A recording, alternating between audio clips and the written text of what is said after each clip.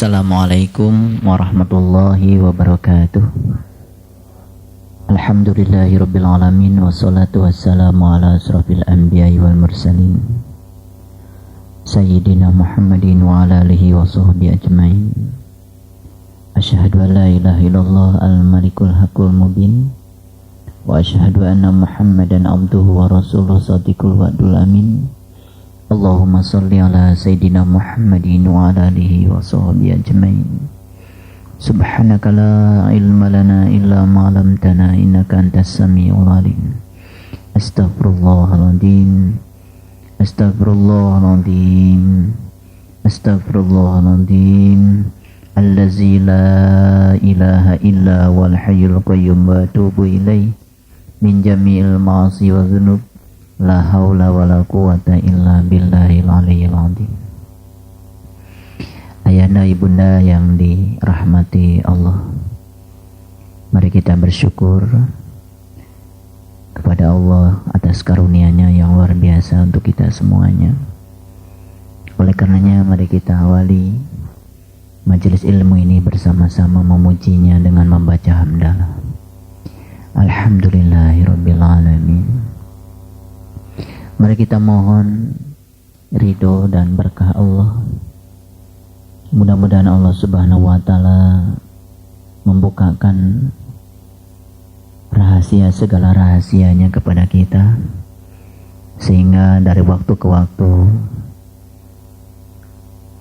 kita semakin mampu untuk memakrifatinya.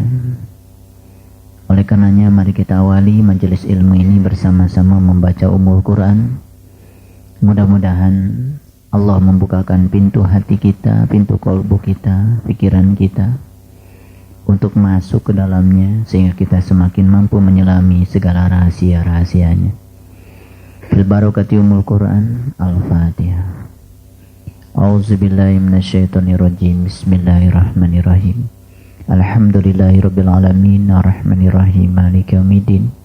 Iyyaka na'budu wa iyyaka nasta'in. Ihdinas siratal mustaqim. Shiratal ladzina an'amta 'alaihim ghairil maghdubi 'alaihim waladdallin.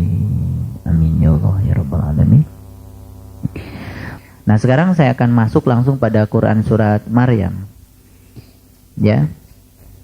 Sebelum saya membahas Maryam secara beraturan dari ayat 1, saya ingin semuanya melihat dulu bagian yang terakhir dari Quran surat Maryam, yaitu ayat yang ke-96. Jadi di situ dikatakan, Innal ladzina amanu wa 'amilus sholiha sayaj'alu lahumur rahman wudda. Di sini Allah menyatakan sesungguhnya orang-orang yang beriman, kemudian dia itu menjalankan amal soleh, ya, kelak Allah yang Maha Pemurah akan menanamkan dalam diri mereka itu rasa kasih sayang. Inilah sebetulnya puncaknya ma'rifatullah, di mana kita menjadi orang-orang yang memiliki rasa empati kepada orang lain, bisa merasakan apa yang dirasakan oleh orang lain, lebih peka kepada perasaan orang lain. Itulah puncaknya ilmu. Dan untuk bisa mendapatkan itu, kuncinya cuma 2, iman dan amal soleh. Jadi orang-orang yang iman, kemudian dia itu menjalankan amal soleh dengan baik, sesuai dengan yang dianjurkan oleh guru, ya, dengan tekun, maka yang akan muncul pada dirinya itu adalah Allah akan menanamkan rasa kasih sayang. Jadi sungguh sangat aneh kalau orang sudah belajar ilmu makrifat, malah di dalam dirinya timbul kebencian. Sungguh aneh kalau orang sudah belajar ma'rifatullah, yang katanya sudah berteman dengan Tuhan yang Maha Pengasih dan Maha Penyayang, tapi malah justru di dalam dirinya masih ada perasaan hasud dan kebencian. Kalau menurut saya, inilah sebutnya kegagalan mereka memahami ma'rifatullah. Kegagalan dia untuk mengundang Allah ke dalam dirinya. Dia tidak sukses mengundang Allah ke dalam dirinya. Dia tidak sukses berdoa. Kenapa tidak sukses berdoa? Ada 10 penyebab seseorang itu tidak sukses berdoa. Bukan doa dalam pengertian kita mengatur Tuhan sehingga Tuhan mengikuti keinginan kita. Tapi doa dalam pengertian kita berhasil mengundang Allah ke dalam diri kita sehingga kita dalam tanda kutip menjadi Tuhan. Jadi kalau Tuhan pengasih dan penyayang, nah sifat pengasih dan penyayang itu mewujud menjadi ada di dalam diri kita. Sehingga kita menjadi kepanjangan tangan untuk menyampaikan kasih sayangnya Tuhan. Kenapa kita gagal mengundang Tuhan? Satu, kegagalan kita diakibatkan oleh kita selalu mengakui bahwa Tuhan kita Allah, tapi kita tidak sepenuh hati menunaikan hak-haknya Allah. Apa itu haknya Allah? Tentu saja banyak. Haknya Allah adalah beliau itu memang punya hak untuk memiliki segalanya. Tapi kita sering terjebak untuk memiliki. Sebenarnya secara tidak langsung kita sedang mencuri haknya Allah. Haknya Allah yang lain. Allah itu berhak untuk dipuji karena semua adalah karyanya Allah. Tapi kita kadang-kadang suka juga keinginan untuk mendapatkan sanjungan dan pujian. Di situ kita sedang mencuri haknya Allah. Kita kadang-kadang merasa berjasa, padahal kita tidak punya jasa apa-apa. Kita digunakan oleh Allah kok. Apa sih jasa kita?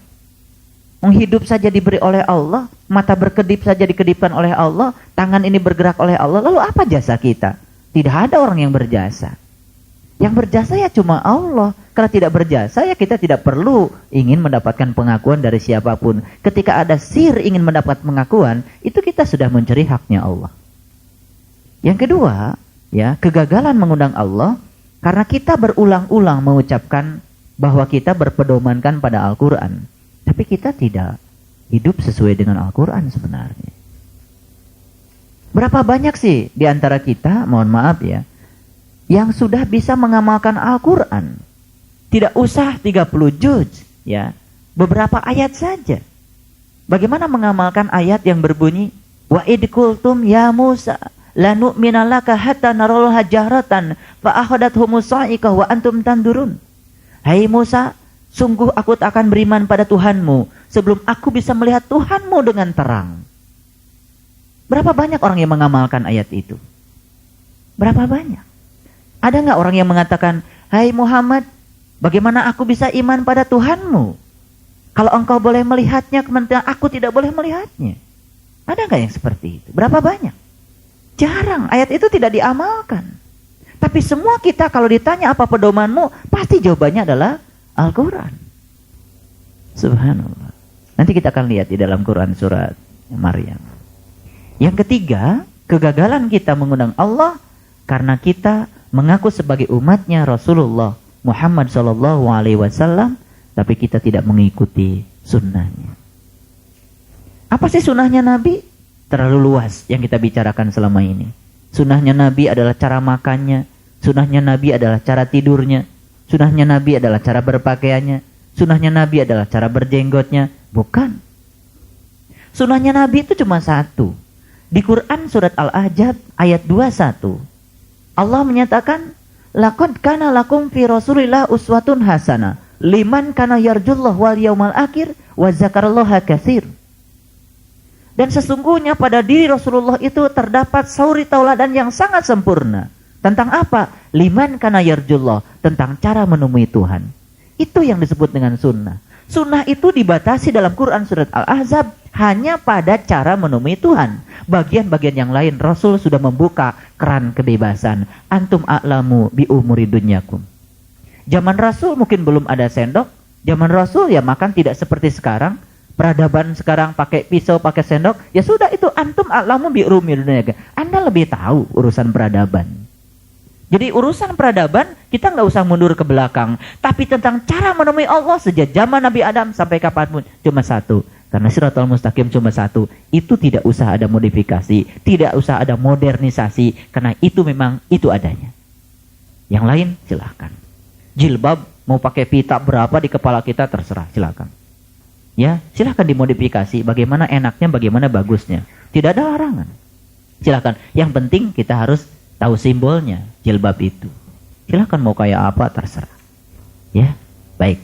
Yang keempat, kegagalan kita mengundang Allah karena kita selalu menyatakan dalam lisan kita bahwa setan adalah musuh kita. Tapi kita bersahabat dengan dia. Kemudian yang kelima, ya, kegagalan kita mengundang Allah karena kita terlalu yakin kalau kita ini adalah ahli surga. Tapi perilaku kita tidak ada sebutnya cerminan ahli surga. Wahurun ain ka'amsalil lu'lu'il maknun jazaa'an bima kanu ya'malun la yasma'una fiha lagwa wala ta'sima illa qilan salaman salama. Salah satu ciri ahli surga yang dinyatakan dalam Al-Quran, tidak ada yang keluar dari lisannya kecuali ucapan damai dan mendamaikan. Jadi kalau ucapan kita itu membuat orang lain tidak senang, ucapan kita membuat orang lain sakit, ucapan kita membuat orang lain gelisah, ucapan kita membuat orang lain menjadi bingung, ucapan kita membuat orang lain menjadi tidak semangat, ucapan kita membuat orang lain menjadi putus asa dan lain sebagainya, sebetulnya ucapan kita itu masih ada racun itu. Dan racun itu bukan ucapannya ahli surga, tapi itu ucapannya ahli neraka. Baik, yang keenam, kita menyatakan bukan ahli neraka, tapi justru perilaku kita lebih banyak cerminan dari ahli neraka. Yang ketujuh, kegagalan kita mengundang Allah disebabkan kita sangat peduli kepada kesalahan orang lain, tapi kita tidak peduli pada kesalahan sendiri. Terlalu sibuk waktu kita untuk menata dan melihat kesalahan orang lain, tapi tidak sibuk menata diri sendiri. Dan yang ke-8, kita telah diberi begitu banyak nikmat oleh Allah, tapi sedikit sekali rasa syukur kita kepada Allah. Yang ke-9, kita yakin kalau mati adalah suatu kepastian, tapi kita tidak berupaya untuk menyiapkannya. Berapa banyak orang yang belajar mati sebelum mati? Berapa banyak? Sedikit sekali. Ya, semoga kita termasuk yang sedikit. Yang 10, yang terakhir, kenapa kita gagal mengundang Allah? Karena kita berulang-ulang mengantarkan jenazah ke kuburan, tapi kita tidak pernah mendapatkan hikmah sedikit pun dari perjalanan kita itu. Nol. Tidak dapat mengambil hikmah. Baik itu direnungkan semuanya. Dari yang 10 ini bagian mana yang cocok dengan kita, bagaimana yang sudah kita lalui. Silakan direnungi sendiri. Kembali kepada Quran surat Maryam ayat 96. Sesungguhnya orang-orang yang beriman dan beramal soleh, kelak Allah akan, yang maha pemurah, akan menanamkan dalam hati mereka rasa kasih sayang. Subhanallah. Mudah-mudahan kita termasuk yang dikehendaki Allah untuk disemaikan rasa kasih sayang pada diri kita, sehingga kita menjadi orang-orang yang juga bisa menggelindingkan kasih sayang, sehingga siapapun orang yang datang kepada kita merindukan kehadiran kita. Kita yakin mati suatu kepastian, tapi kita tidak mempelajarinya, tidak mempersiapkannya. Ya, insya Allah kita sudah tidak terjebak lagi oleh yang nomor 9, karena kita setiap hari mempelajarinya. Yang ke-10, berkali-kali kita mengantarkan jenazah ke kuburan, tapi kita tidak mengambil pelajaran darinya. Kalau yang 10 ini dipelajari, dan kemudian kita mencoba untuk membalikannya, maka kita akan mudah sekali untuk mengundang dia ke dalam undangan kita. Insya Allah.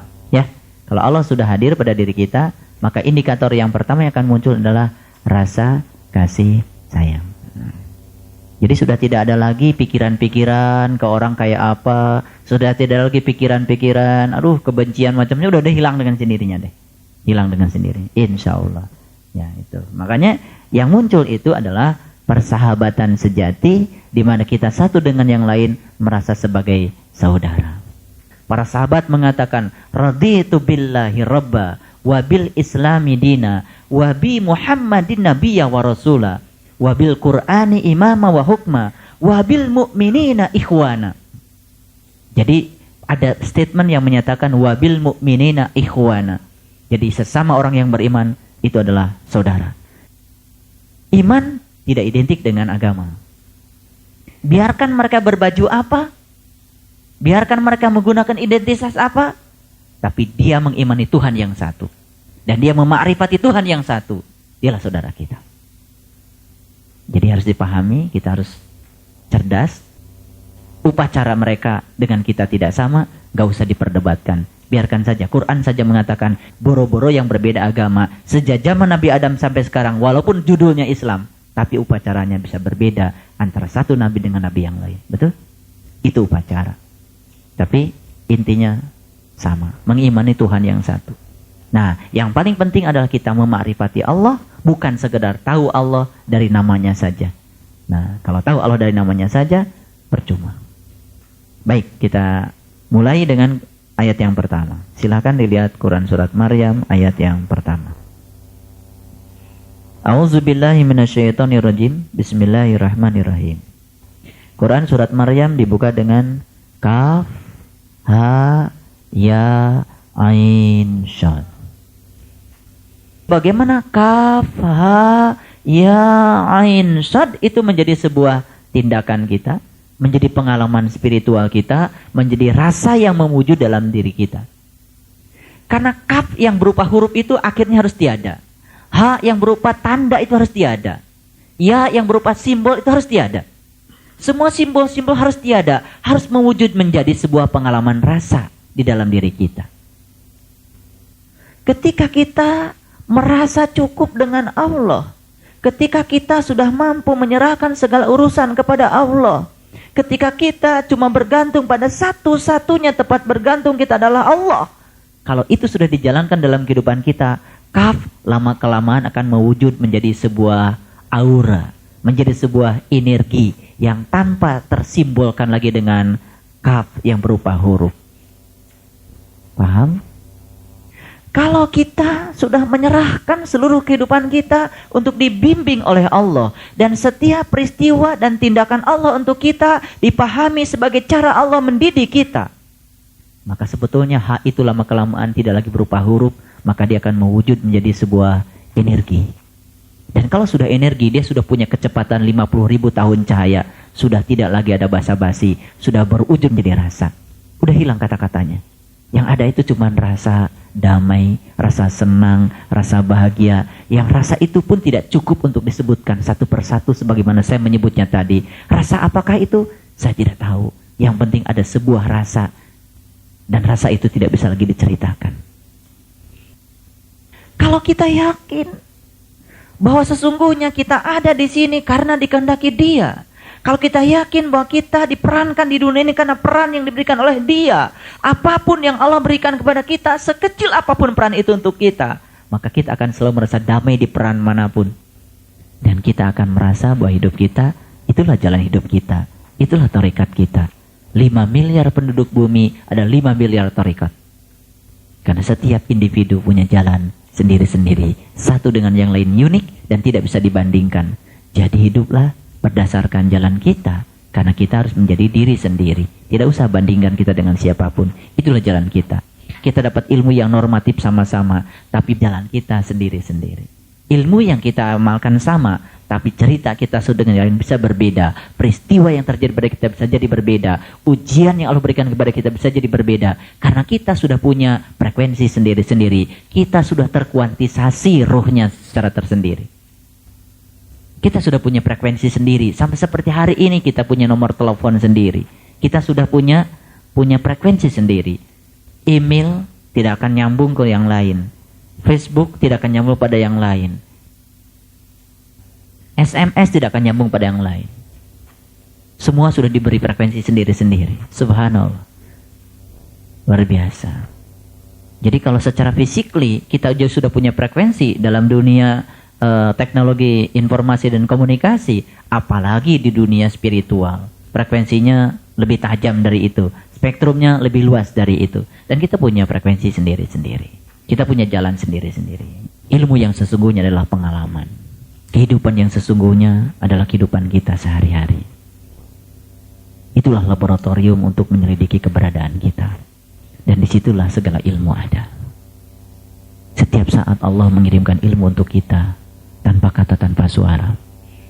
Dan itu kan mewujud menjadi sebuah pemahaman, sehingga hari-hari kita lalui dengan nilai. Benar tindakannya, benar kata-katanya, benar pikirannya, benar niatnya, semuanya benar. Kalau itu semua kaf, ha, ya, ain, shad, itu sudah mewujud menjadi energi, itu sudah tidak disebut lagi kaf, ha, ya, ain, sod. Sudah tidak ada lagi pembatasnya. Itu akan mewujud menjadi sebuah pengalaman rasa. Rasa itu adalah energi. Baik, kita lihat ayat yang kedua. Ya. Zikru rahmati rabbika abduhu Zakaria. Yang dibacakan ini adalah penjelasan tentang rahmat Tuhan kamu kepada hambanya Zakaria. Siapa Zakaria? Begitu dengar kata Zakaria, kita ingat karena dari kecil kita diajarkan Nabi dan Rasul yang 25, salah satunya adalah Zakaria. Saya ingin mengingatkan, kalau di Quran ada sebuah nama yang disebut, bukan sekedar sejarah, bukan sekedar sosok manusia yang fokus kita kepada dia, tidak. Tapi Zakaria di sini bukan sekedar Zakaria di masa lalu, tapi Zakaria adalah siapa saja mereka yang sudah bisa merasakan kaf, ha, ya, ain, sod. Zakaria adalah orang yang sudah mampu mewujudkan kaf, ha, ya, ain, sod. Zakaria adalah orang yang sudah mampu mentransformasikan kaf, ha, ya, ain, sod itu menjadi sebuah kelembutan pada dirinya. Zakaria. Inilah Zakaria, Zakaria, Zakaria, Zakaria, Zakaria. Semua itu adalah Zakaria. Kita harus menjadi Zakaria seperti yang diceritakan dalam Al-Quran. Ya. Kemudian di sini dikatakan, yaitu tatkala ia berdoa kepada Tuhannya dengan lembut, dengan rendah hati. Makanya di Quran dikatakan, Ud'u rabbakum tadarruan wa khufyatan. Mintalah kepada Tuhanmu dengan penuh rasa hormat dan tersembunyi. Tapi di situ sebetulnya bukan mintalah, ud'u itu artinya adalah ajaklah Tuhanmu, undanglah Tuhanmu dengan tadarru, penuh rasa hormat dan tersembunyi. Jadi mengajak Tuhan itu harus tersembunyi. Ngerti maksudnya? Makanya di Quran dikatakan, undanglah Tuhanmu, serulah Tuhanmu minimal pagi dan petang. Tersembunyi. Dengan cara yang tersembunyi. Di tempat yang tersembunyi. Lembut. Harus lembut. Maka di Quran surat Al-Kahfi ayat 19 Allah mengatakan, hendaklah engkau berlaku lemah lembut dan janganlah engkau mengatakan halmu kepada seorang jua pun. Makanya Quran surat Al-Kahfi bagian tengahnya itu ada pernyataan wal yatallataf wala yus'iron nabikum ahadan walakinna aksarun nasi la yashkurun. Wal yatalatop kemudian dimerahkan. Wal yatalatop. Apa artinya? Dan hendaklah berlaku lemah lembut. Karena dia yang akan kita undang adalah Al-Latif. Al-Latif yang maha lembut tak akan pernah hadir diundang oleh kita kalau kita tidak memiliki yang namanya kelembutan itu. Makanya kita harus menyamakan frekuensi kelembutan. Subhanallah. Kalau tidak lembut, kita tidak akan ditanamkan oleh Allah rasa kasih sayang. Jadi pertanyaannya, kenapa orang sudah ma'rifat lama kok tidak naik-naik kelasnya? Tahu penyebabnya sekarang? Tahu? Apa? Karena dia tidak punya kelembutan. Masih mudah tersinggung, masih mudah marah, masih mudah terstimulasi oleh di luar dirinya.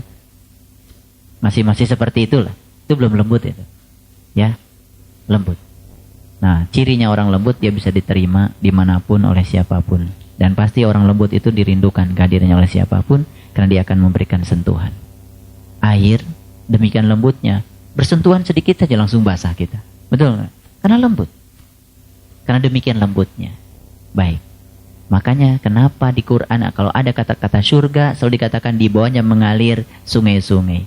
Kelembutan yang sesungguhnya adalah cahaya itu sendiri. Semakin dialiri oleh cahaya yang lembut itu, maka kelembutan itu akan muncul dengan sendiri.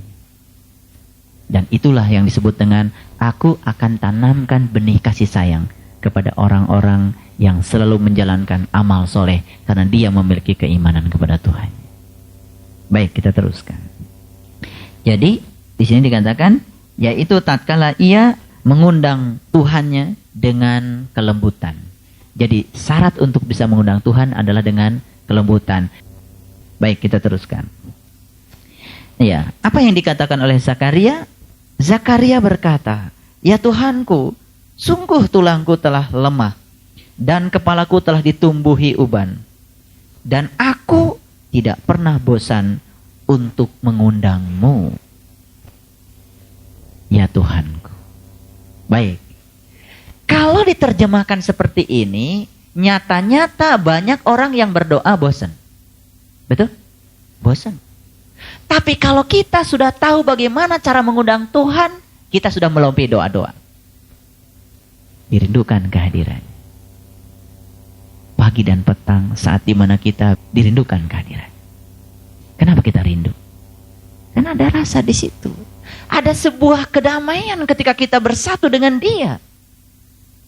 Makanya, kalau bagus kita menata diri kita, semakin hari kita bukan semakin malas mengamalkan ilmu ini, bahkan semakin timbul semangat yang luar biasa. Yang malas itu ada yang salah pada dirinya. Mungkin belum bisa berhasil membangun kelembutan pada dirinya. Ujungnya apa? Capek. Gitu-gitu aja. Karena tidak kreatif.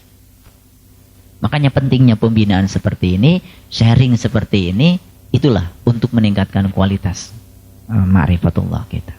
Baik, teruskan.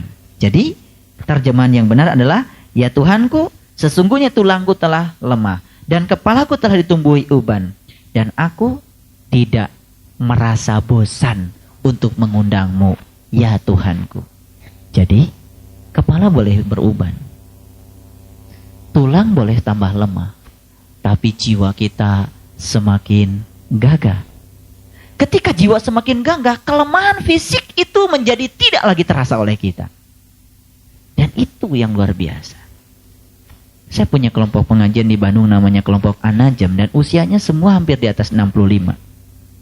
Ya, suami-suaminya semua guru besar, dan mereka sudah meninggal. Sedangkan guru besar itu pensiunnya saja umur 70 tahun, ya kan? Kenapa? Yang sekarang ini kok semakin sini saya perhatikan itu semakin muda. Kenapa? Karena dia sudah menemukan kelembutan. Dan kemudian tulangnya yang lemah, ubannya yang semakin banyak, ternyata diganti dengan kegagahan spiritual, kegagahan jiwa.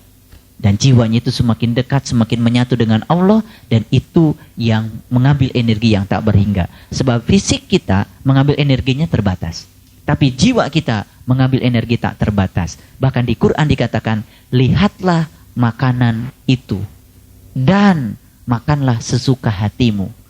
Itu kebebasan dari Allah untuk memberikan makanan pada jiwa. Kalau kita untuk memberi makan pada tubuh, Nabi sendiri mengatakan, makanlah sebelum kenyang, makanlah sebelum lapar, dan berilah makan sebelum kenyang. Itu Nabi. Untuk fisik tidak bagus makan banyak, tapi untuk jiwa silakan. Lihatlah makanan itu untukmu, dan silakan kau santap makanan itu sesukamu. Kan begitu. Jadi melemahnya tubuh kita diiringi dengan menguatnya jiwa kita, sehingga jiwa yang kuat ini meninggalkan tubuh sudah tidak ada masalah lagi. Makanya perlu kita relaksasi. Jadi kalau belum rileks, nggak usah dipaksakan untuk dipencet-pencet semuanya, nggak usah. Capek malah jadi ntar sakit semua. Rileks dulu. Jika perlu dengerin musik-musik spiritual dulu, yang lembut dulu, baru masuk situ, baru enak. Ya, baik, teruskan. Ayat yang kelima.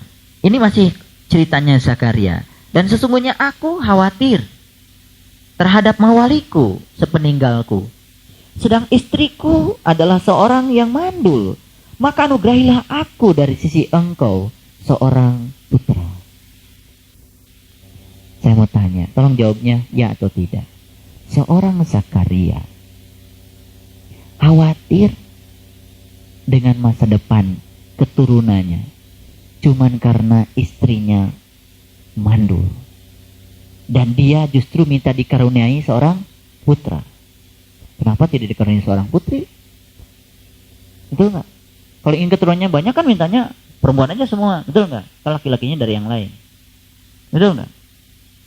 Coba, saya mau tanya, apakah masuk akal kalau seorang Zakaria kemudian khawatir terhadap masa depan keturunannya cuman karena istrinya mandul?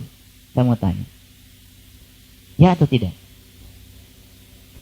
Pantaskah seorang Zakaria begitu? Saya kira tidak. Betul nggak? Sepakat dulu dengan saya kira tidak. Saya dapat ayat ini tuh merinding-merinding. Terus terang aja. Karena luar biasa Quran itu. Kalau dibaca segini selewat, ya ini kan Cuman cerita Zakaria dulu waktu istrinya mandul. Ya sudah, cerita mandul itu udah biasa. Betul nggak? Tapi ini bukan soal itu. Kenapa dia minta seorang putra? Kenapa dia khawatir? Apa sih yang dikhawatirkan? Pantaskah seorang Zakaria khawatir? Kalau menurut saya bukan kekhawatiran karena keturunan secara fisik. Tapi apa? Ya khawatir istrinya mandul dan kemandulan itu berakhir sampai akhir hayatnya. Mana istrinya? Inilah jasmani kita. Inilah sapi betina. Inilah istri kita. Inilah istri kita. Mana putra kita? Di dalam Injil dikatakan, selagi cahaya itu ada padamu, percayalah akan cahaya itu. Supaya kamu semua menjadi anak-anak cahaya. Selagi cahaya itu ada padamu, percayalah akan cahaya itu. Supaya kamu menjadi anak-anak cahaya. Anak-anak cahaya tempat kembalinya adalah ke Bapaknya cahaya. Itu bahasa Injil. Bahasa Qurannya apa? Dan ingatlah ketika aku mengambil janji darimu, aku angkat gunungmu, aku angkat derajatmu dari derajat hewaniah yang tidak bisa ingat apa-apa menjadi derajat manusia yang mampu mengingat kepada cahaya Tuhan. Dan setelah aku pertunjukkan cahayaku, pegang teguhlah cahaya itu dan selalu ingat apa yang di dalamnya. Kelak kamu akan menjadi orang-orang yang bertakwa. Itu bahasa Quran. Luar biasa. Baik, kita teruskan. Siapa yang mandul istrinya itu? Orang yang punya tubuh tapi tidak melahirkan apa-apa dalam kehidupannya. Orang yang punya tubuh tapi tidak mengantarkan jiwanya kepada Tuhan. Orang yang punya tubuh tapi tubuhnya hanya digunakan untuk hal-hal yang lain. Tidak seperti Allah menciptakan tubuhnya untuk apa. Inilah orang-orang yang mandul. Inilah yang dikhawatirkan oleh Zakaria. Aku khawatir dengan masa depanku ketika aku belum bisa menggunakan tubuh ini untuk mengantarkan jiwaku kepada Tuhan. Khawatir pantas gak kalau seperti itu khawatir? Pantas. Khawatir gak kita? Khawatir. Karena apa? Kenapa kekhawatiran kita ada? Itu diajarkan oleh Al-Quran. Rabbana la tuzigh qulubana ba'da idh hadaitana wa hab lana min ladunka rahmatan innaka antal wahhab. Ya Tuhanku, jangan pesongkan lagi hati kami setelah kami mendapatkan petunjuk-Mu ini. Ini adalah permintaan yang luar biasa. Jangan kau palingkan aku dari ilmu ini ya Rob. Jangan engkau berikan keraguan lagi kepadaku setelah aku mendapatkan hidayah ini. Karena apa? Banyak orang yang sudah menjadi Zakaria, sudah diajarkan kaf, ha, ya, ain, sod. Kemudian dia berpaling, bahkan doanya pun tidak pernah diamalkan lagi. Kenapa? Dia akan menjadi orang yang mandul dan tidak akan melahirkan putra. Makanya di Quran surat At-Tur dikatakan kita itu harus melahirkan anak-anak keturunan-keturunan yang saleh. Dan keturunan yang soleh itu harus dijamin dengan iman. Allah katakan dalam Al-Quran, jika hari ini engkau dalam keadaan iman, maka anak cucumu akan mengikutimu dalam keadaan iman. Hari ini kita dapat makrifat. Ini adalah buah dari doa leluhur kita, karena mereka sudah lebih awal mendoakan kita sudah mendapatkan makrifat. Ini yang luar biasa. Karena kita menjadi anaknya mereka. Baik, semoga kita tidak memiliki istri yang mandul. Dan semoga kita dianugerahi seorang putra. Mau siapa tahu putranya? Kita baca terus ayat ini. Ya, yang akan mewarisi aku dan mewarisi sebagian keluarga Yakub, dan jadikanlah ia, ya Tuhanku, seorang yang diridhoi. Kemudian ayat yang ke-7, hai Zakaria, sesungguhnya kami memberi kabar gembira kepadamu akan seorang anak yang namanya Yahya. Subhanallah. Rasa khawatir Zakaria sekarang sudah diobati oleh Tuhan. Karena ada kabar gembira dari Tuhan, akan lahir seorang putra bernama Yahya. Apa itu Yahya? Yahya adalah yang hidup. Yahya adalah yang hidup. Adakah terasa kehidupan itu menjadi nyata? Adakah terasa kehidupan menjadi indah? Adakah terasa hidup itu ada nilainya? Adakah terasa hidup ini menjadi subur, tidak gersang? Saya ingin tanya sekali lagi, terasakah? Karena kita telah melahirkan seorang anak yang bernama Yahya. Yahya. Sekarang saya panggil bukan Zakaria lagi. Semuanya sudah menjadi Yahya, sudah hidup. Ciri orang hidup itu dapat yang tidak enak, senyum. Dapat yang enak, senyum juga. Dimarahin orang, senyum. Dipuji orang, senyum juga. Ya, selalu senyumlah dalam segala kondisi. Inilah Yahya yang sudah mengerti arti kehidupan. Sebab setiap peristiwa dalam hidup adalah cara Tuhan untuk mengajarkan hidup itu sendiri. Hidup adalah serangkaian pelajaran yang harus dijalani untuk dipahami. Dia jalani ini hidup dengan apapun yang terjadi, karena dia tahu bahwa di balik semua peristiwa Tuhan mengajarkan sebuah pemahaman pada dirinya, sehingga dia hidup menjalani. Kapan kita hidup seperti itu? Kalau sudah tahu bahwa dalam diri kita ada Yahya. Tapi Yahya dari dulu tidak pernah kita lahirkan, karena kitanya mandul. Subhanallah. Pantesan di Quran dikatakan Siti Maryam itu mengandungnya itu kan menimbulkan sebuah fitnah. Karena saat beliau mengandung itu gak jelas bapaknya. Betul gak? Iya, kita pahamnya cuman syariatnya saja. Padahal sebetulnya itu bukan cerita syariat. Ini cerita hakikat. Karena memang karena memang yang itu ya tidak perlu bapak. Tidak pakai bapak kok. Itu tidak dilahirkan, itu ditiupkan kok. Makanya beliau bersender di bawah pohon kurma, gitu kan, sambil menahan rasa kesakitan ketika melahirkan seorang putra. Hai Zakaria, sesungguhnya kami memberi kabar gembira kepadamu akan seorang anak yang namanya Yahya, yang sebelumnya kami belum pernah menciptakan yang serupa dengan dia. Ada kabar gembira.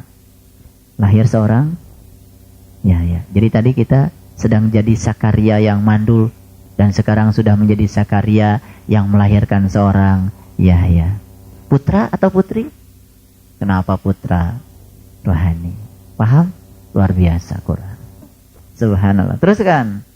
Zakaria berkata, ya Tuhanku, bagaimana akan ada anak bagiku, padahal istriku adalah seorang yang mandul, dan aku sendiri sesungguhnya sudah mencapai umur yang sangat tua. Ya. Jadi ini sudah tua belum dapat ma'rifat juga. Maksudnya begitu. Khawatir, aduh, udah mencari ke sana kemari, nggak ketemu. Udah ngaji di sana sini, nggak ketemu. Betul nggak? Iya. Asam di gunung, garam di laut, ketemunya di kuali juga. Itu kata ayahanda guru. Ya, kalau sudah saatnya ketemu juga, dalam keadaan kita sudah tua, tapi masih termasuk sapi betina yang pertengahan, karena masih bisa disembelih. Alhamdulillah, subhanallah.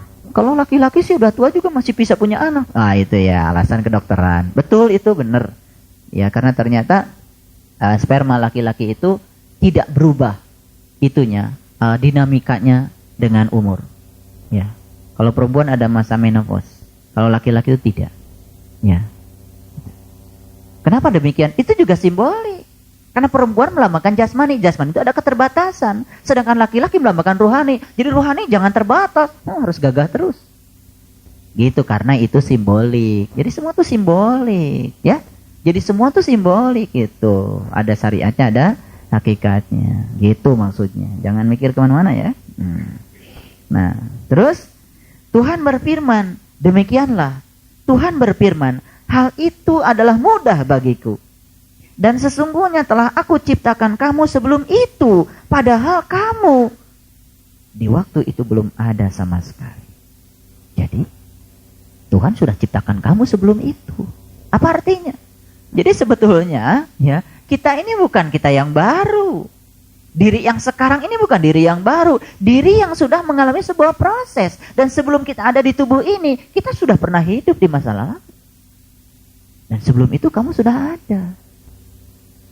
Cuman baru dapat anak sekarang.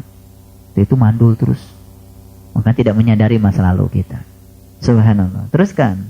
Ayat yang ke-10. Zakaria berkata, ya Tuhanku, berilah aku suatu tanda. Kalau orang hamil tandanya apa? ya perutnya buncit. Betul nggak? Iya. Ini minta diberi tanda, kok kayak pertanyaan anak kecil aja. Pakai minta diberi tanda, lah kok yang namanya hamil itu perutnya buncit. Kelihatan. Nggak bisa disembunyikan. Betul nggak? Tapi Tuhan memberi tandanya apa? Ini tanda dari Tuhan. Tuhan berfirman, tanda bagimu ialah bahwa kamu tidak dapat bercakap-cakap dengan manusia selama 3 malam, padahal kamu sesungguhnya sehat. Nah, itu. Jadi cirinya akan lahir seorang putra yang bernama Yahya. Itu kita tidak bercakap-cakap lagi. Ngerti maksudnya? 3 malam. Itu 3 kegelapan. Kegelapan kita digambarkan di Quran. 1, lalai kita pada Tuhan. 2, keterikatan kita pada dunia. 3, keterikatan kita akan hawa nafsu yang benar. Itu dibebaskan saat itu. Saat kita menutup, sudah tidak ada lagi keterikatan pada yang di luar diri kita. Diputus saat itu. Dan kita saat itu masuk ke sana dan melahirkan seorang Yahya. Kemudian ayat yang ke-11, maka ia keluar dari mihrab menuju kaumnya. Lalu ia memberi isyarat kepada mereka, hendaklah kamu bertasbih di waktu pagi dan petang. Inilah cara menyeru Tuhan yang benar. Menyeru Tuhan yang benar itu adalah dengan cara mengundangnya di waktu pagi dan petang. Betul? Masih ingat amanat dari guru? Amalkan ilmu ini minimal pagi dan petang. Itulah cara mengundang Tuhan yang benar. Itulah cara berdoa yang sempurna. Itulah doa yang diajarkan Quran. Doa bukan mengatur Tuhan agar mengikuti segala keinginan kita. Tapi doa adalah ajaklah Tuhan untuk hadir memenuhi undangan kita. Dengan kelembutan tadi, dengan cara yang diajarkan oleh guru. Jadi ilmu yang sudah diajarkan ini dipupuk terus, diolah terus, sampai kita mendapatkan kelembutan. Sekali kita tarik, sekali kita naik, luar biasa. Apalagi kalau berkali-kali. Dan tidak ada rasa bosan. Sebagaimana yang dikatakan di ayat tadi, kebosanan itu semata-mata karena kita tidak mendapatkan pengalaman apapun. Subhanallah. Baik, kalau sekarang kita amati, episode yang pertama tadi adalah episode Zakaria. Betul? Episode yang kedua adalah episode Yahya. Ini sudah tingkatan yang kedua. Ini sudah level yang kedua. Kita sudah naik pada level yang kedua. Jadi Quran surat Maryam itu saya katakan tadi ceritakan tentang level-level spiritual. Dan kita hari ini harus menjadi Yahya. Apa itu Yahya? Yahya adalah sang energi. Adanya di mana energi? Di balik materi. Maka kesadaran kita harus naik dari kesadaran materi pada kesadaran energi. Dari kesadaran materi pada kesadaran hidup. Ayo kita cek sekarang. Kita sudah di kesadaran materi atau sudah di kesadaran energi? Ini pengulangan. Saya sering menulis rumus ini berulang-ulang. Ini pengulangan. Ini materi. Ini energi. Untuk mengubah materi menjadi energi gampang. Gunakan cahaya. Ternyata untuk mengubah materi menjadi energi gunakan apa? Gunakan cahaya. Luar biasa? Luar biasa? Udah kelihatan luar biasanya? Kalau kita ingin naik dari kesadaran dunia pada kesadaran rohani, maka jalan kita cahaya. Setuju? Tapi bukan cahaya yang ini. Ini fisika. Orang fisika mengubah materi menjadi energi dengan cahaya. Berarti rumus ini simetri dengan rumus metafisika. Karena untuk mengangkat kesadaran kita dari kesadaran materi pada kesadaran energi, kita pun butuh cahaya. Setuju? Subhanallah. Ketika kita sudah mengenal sejatinya diri kita, ternyata kita bisa bertransisi begitu mudah dari kesadaran materi pada kesadaran energi. Dari kesadaran uang kepada kesadaran di balik uang. Dari kesadaran jasmani kepada kesadaran rohani. Subhanallah. Dulu yang kita kejar apa? Selalu saja mengumpulkan sesuatu yang kita akan tinggalkan. Betul? Sekarang sadar kita udah naik, udah jadi Yahya. Sekarang kita sudah mulai, gimana kalau saya besok mati? Kan sudah mulai pertanyaan itu timbul, betul nggak? Apa yang akan saya bawa? Lalu nanti 100 tahun yang akan datang saya di mana? Sudah mulai timbul pertanyaan-pertanyaan yang jujur seperti itu. Dulu ketika kita diliputi di kesadaran materi, pertanyaan itu nggak muncul, betul nggak? Yang penting makan enak, makan banyak, setiap mau makan meja makan penuh, itu saja. Ibu juga di dapur sibuk aja, terus aja. Hari esok makan apa, lusa makan apa, minggu depan makan apa, bikin jadwal makan aja terus. Tapi makanan rohani nggak pernah dijadwal. Ya kan sekarang udah mulai berjadwal. Kalau hari Kamis ngaji, kalau nggak dipindahin jadwalnya, kan gitu. Yang penting udah ada jadwal. Gitu. Nah, jadi saya ingin mengajarkan bahwa ini fisika luar biasa. Ini cahaya. Ini cahaya. Yang memiliki kecepatan 3 kali 10 pangkat 8 meter per sekon. 300 juta meter per detik.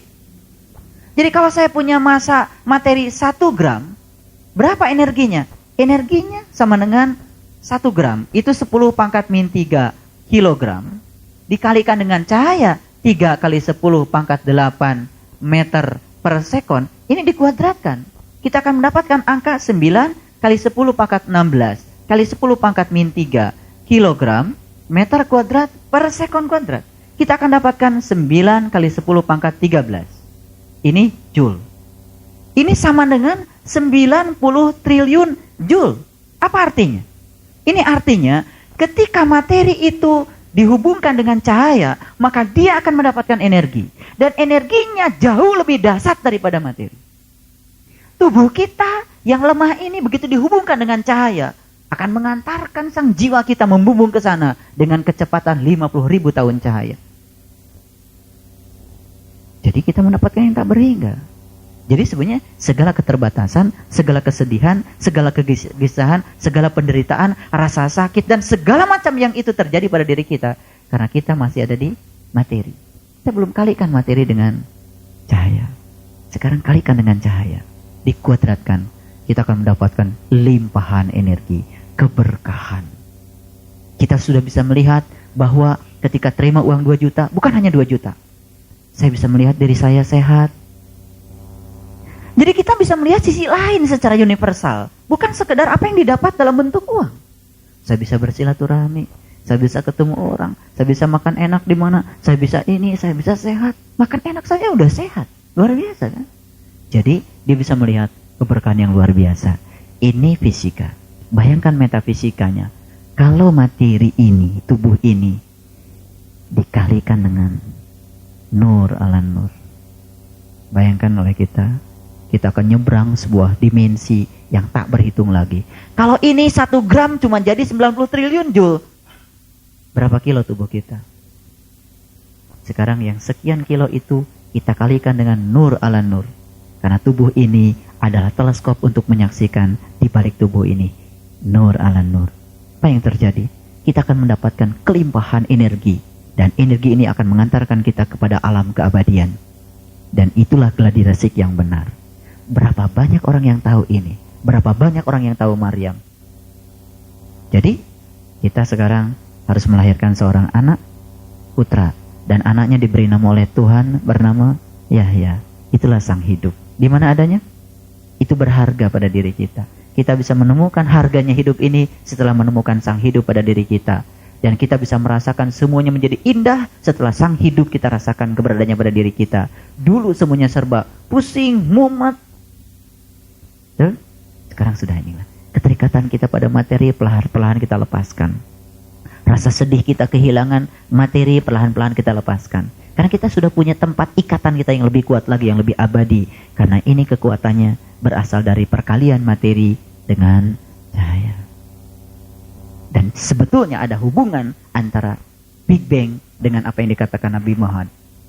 Fa'idang sakatis sama upakanat wardatan kadihan babi ayyi ala irobbikum tukaziban. Dan ketika langit rohanimu terbuka, kau akan menyaksikan mawar merah seperti kilapan minyak. Jadi kalikan dengan cahaya. Jadi saya ingin kasih selamat pada ibu bapak semua. Selamat Yahya semua yang ada di sini. Karena sudah bisa menemukan Yahya sejati pada dirinya. Dan ini merupakan bekal yang luar biasa untuk mendapatkan limpahan energi yang luar biasa lagi. Itu sebabnya jangan ada keraguan. Amalkan ilmu ini. Sederhana, jangan ada keraguan. Tubuh kita bukan punya kita. Tubuh kita yang menciptakan bukan kita. Yang mendesain tubuh kita bukan kita. Kita merasa ini sepele karena apa? Kita dari kecil merasa punya tubuh. Dengan lekukan seperti ini. Tapi sadarilah siapa yang memberi ini semua. Satu sel pun kita tidak bisa membuat dalam tubuh kita. Dan jangan pernah mencela ciptaan Tuhan. Begitu kita mencela, kita akan kehilangan momen untuk bisa mengundang dia ke dalam kehidupan kita. Baik, subhanallah. Astagfirullahaladzim. Ternyata selama ini kita tidak memahaminya. Padahal sebetulnya kita sedang kalikan materi kita dengan itu. Dan di situ ada kelimpahan energi yang luar biasa. Itulah bekal kita untuk memasuki alam keabadian. Limpahan energi spiritual. Dan sekarang energi itu sudah mewarnai hidup kita. Setiap kita yang sudah tidak mandul lagi, setiap hari melahirkan anak-anak. Anak nilai. Hidup kita selalu bernilai. Ada hikmah, ada pencerahan. Selalu membuat orang lain tenang, bersemangat. Kenapa? Yang kita keluarkan itu adalah illa kilan salaman salama. Ucapan yang damai dan mendamaikan. Alhamdulillah. Baik, kita teruskan. Sekarang episode yang ketiga. Ini sudah cerita Yahya. Yahyanya sudah besar. Ini Yahyanya sudah pada gede-gede. Subhanallah. Sekarang Yahya ini dipanggil sama Allah. Hai Yahya. Siapa yang dihaikan? Yahya. Hai Yahya. Putra-putra yang sudah gede-gede ini. Ambillah Alkitab itu biquwah. Kalau saya menerjemahkan ini bukan sungguh-sungguh. Biquwah, al-qawi itu dengan kuatnya, dengan eratnya. Ambillah Yahya kitab itu dengan kuatnya. Mana kitabnya? Itulah pengali tadi. Itulah cahaya sejati yang tidak pernah disentuh api. Siapa yang sudah bisa melihat kitab? Siapa? Yahya. Jadi yang belum melihat kitab bukan Yahya. Yahya itu selama ini cuma dipahami sebagai sosok Nabi Rasul di zaman dulu. Udah, Quran ini jadi sejarah. Kita tidak punya kesempatan untuk menikmati untuk saat sekarang. Karena kita cuma cerita, oh ini kan cerita dulu, ya kan? Kalau itu cerita nanti, lah kitanya kapan kebagian? Paham sekarang? Hai Yahya, ambillah kitab itu. Silahkan santap sesukamu. Minimal pagi dan petang. Ambillah. Subhanallah. Terus? Dan kami berikan kepadanya hikmah selagi ia masih kanak-kanak. Subhanallah. Saya membaca buku Pir Inayat Khan. Ternyata ya, saya baru paham maksud Allah di sini. Kenapa Allah itu akan memberikan hikmah selagi kita kanak-kanak? Karena kanak-kanak itu biasanya, anak-anak itu cenderung pertanyaannya jujur. Memang apa yang dia tidak tahu. Anak-anak itu cenderung polos, apa adanya, gak banyak rekayasa. Itu anak, betul gak? Nah ternyata untuk belajar ilmu makrifat, jangan jadi orang tua. Jadi anak-anak terus. Kenapa? Polos, jujur. Kalau nanya memang betul-betul yang tidak tahu. Kepolosan, kejujuran, itulah awalnya hikmah. Kenapa kita selama ini susah dapat pelajaran dari Tuhan? Karena kitanya sok tahu, belaga udah tua, merasa paling senior. Itu kan? Gak jadi anak-anak. Untuk mendapat hikmah, harus jadi anak-anak.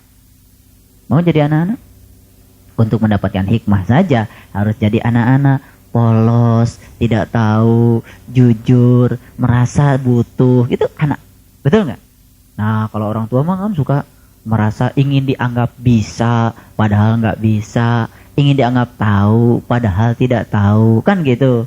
Ya, pura-pura tahu, padahal tidak tahu, cuma dia tidak tahu bahwa dia tidak tahu, tapi ingin dipandang senior ke. Uban saya kan sudah banyak, pengalaman hidup saya sudah banyak, ya pengalaman cari dunia. Tapi pengalaman spiritual belum tentu dong. Ya, ntar dulu. Baik, teruskan. Dan rasa belas kasihan yang mendalam dari sisi kami dan kesucian, dan dia adalah seorang yang bertakwa. Sekarang logika kalau Yahya itu orang yang bertakwa. Logik? Karena dia sudah bisa mengambil Alkitab. Tuh, coba.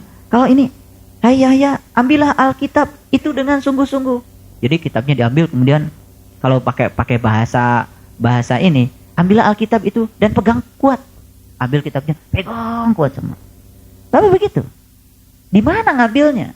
Kitabnya yang mana? Bagaimana cara mengambilnya? Kan gitu prosedurnya mesti kita tanya. Betul nggak? Subhanallah. Di zaman baheula belum ada toko kitab. Betul nggak? Jadi kitab yang mana? Ini harus dipahami betul itu. Ini Quran, kita harus melihat suasana kebatinan ketika ayat ini turun. Bukan sekarang, kita melihatnya ke belakang, 1400 tahun yang lalu. Subhanallah.